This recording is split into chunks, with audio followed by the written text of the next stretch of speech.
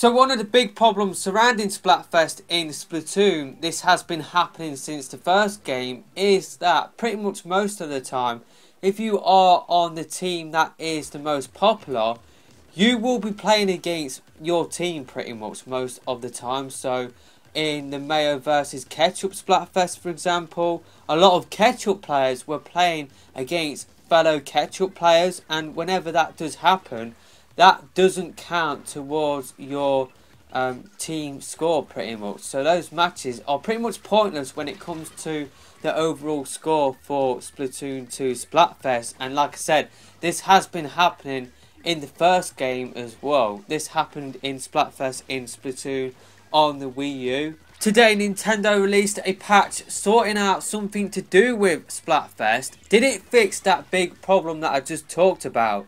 Well, unfortunately it didn't. It did actually fix another big problem to do with Splatfest. So whenever you do play in a Splatfest, you will get a certain score after 5 matches, and that depends how well you do in those matches, and that depends on how many wins you get.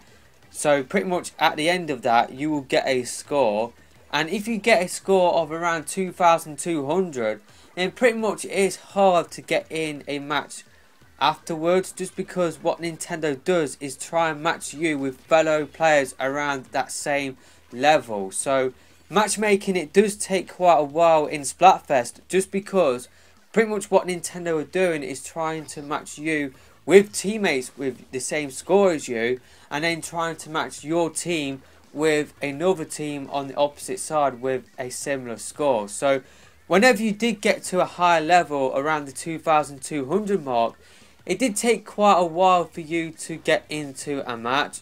So this is what the patch did fix. So in Splatfest battle teams, when the player with the highest Splatfest power on the team has a power exceeding 2,200, all players on the team will be treated as having that higher Splatfest power value for matchmaking purposes. So instead of basically, each individual player having 2,200, pretty much what they are doing is, if somebody has 2,200, but you got somebody like myself that has only got 1970 as a power score, pretty much I will be matched with people with 2,200 score.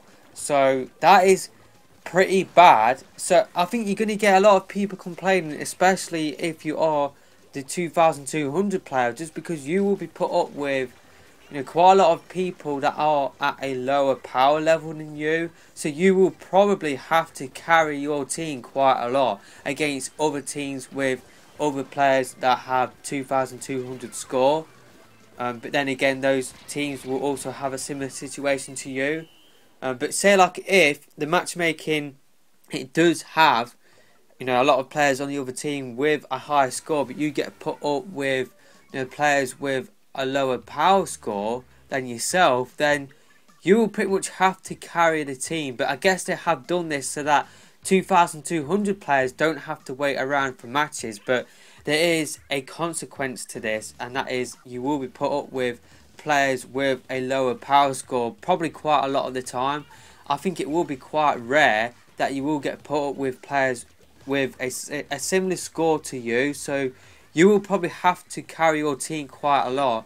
You will probably be put up with quite a lot of players that aren't that good at the game. That's what I'm expecting from this patch.